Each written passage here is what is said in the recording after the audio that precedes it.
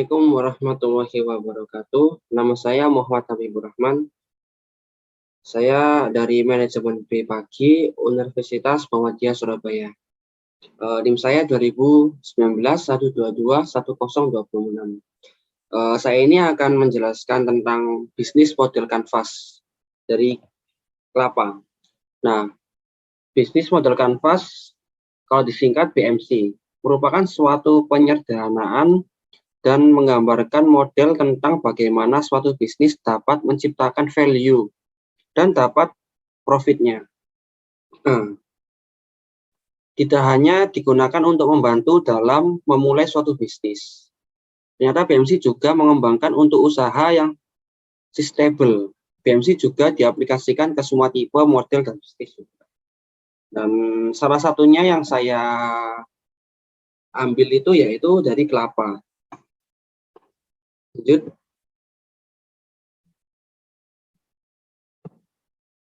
Nah, ini adalah logo saya yang saya buat jika saya nanti ke depannya mau buka ini. Nah, ini ada dua menu. Yang pertama ini yang sebelah kiri, yang hijau, rasa pandan. Yang kedua, koko panda. Nah, terus habis itu yang selanjutnya adalah key partners. Jadi BMC itu ada 9 elemen. Dan ini ada 9 elemen apa saja. Nah, yang pertama adalah key partner. Key partner itu partner kita nih. Itu apa aja? Yaitu petani kelapa. Terus yang kedua reseller nata de coco. Terus yang ketiga reseller sirup kelapa. Yang kedua yaitu key activities. Key activities itu berarti keseharian saya waktu menjalankan bisnis kelapa ini. Yang pertama yaitu membeli bahan dagangan. Maksudnya itu adalah bahan baku. Seperti yang dua ini seperti sirup, terus habis itu kelapa, es, sama gula. Terus yang ketiga menghitung untung dan menghitung untuk modal. Nah, jadi setelah dapat value-nya berapa, ini buat modal berapa, keuntungan saya berapa. Selanjutnya yaitu key resource.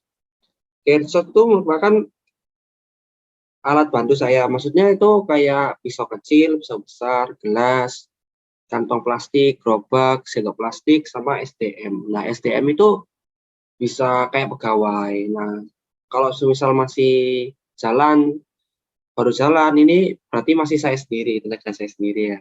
Terus yang ketiga yaitu value proposition. Nah, ini yaitu bahan bakunya. Bahan bakunya itu kayak degan muda, nata de coco, es batu, gula pasir, air putih. Nah, terus yang kelima yaitu customer relationship, yaitu ramah dengan pembeli. Yang ketiga, royal dengan pembeli dengan cara diskon jika membeli banyak. Nah, selain membeli banyak itu juga kayak ada event-event nih.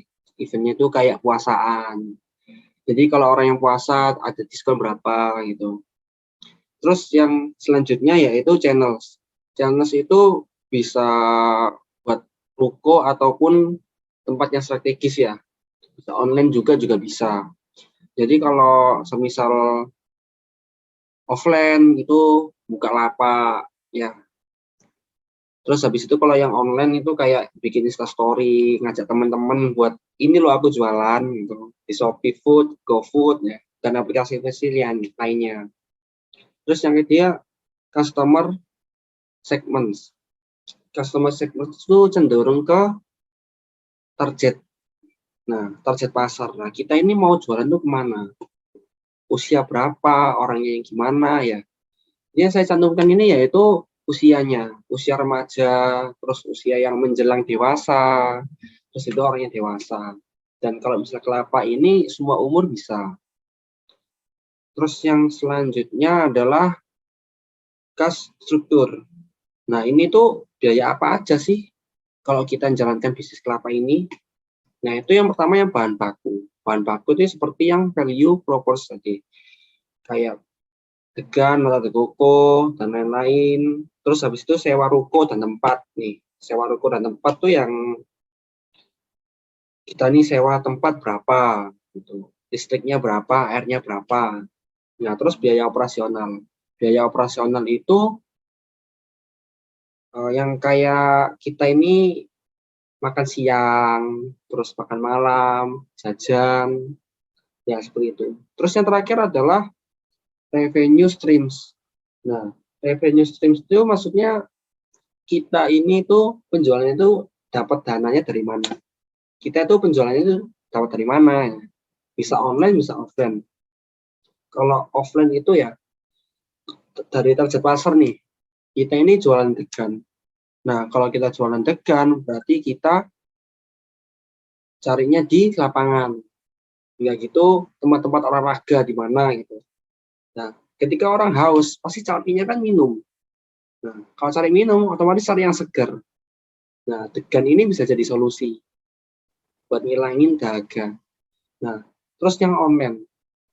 Dan ketika nama kita udah naik nih dari offline, otomatis kan orang kan pasti tahu, wah, degan premium nih, kelapa premium nih. Oh iya ya, di aplikasi online ada. Nah, penjualan itu bisa dapat dari situ. Next. Terima kasih atas waktunya. Mohon maaf jika saya ada salah kata. Saya ucapkan terima kasih dan minta maaf. Sekian dari saya. Assalamualaikum warahmatullahi wabarakatuh.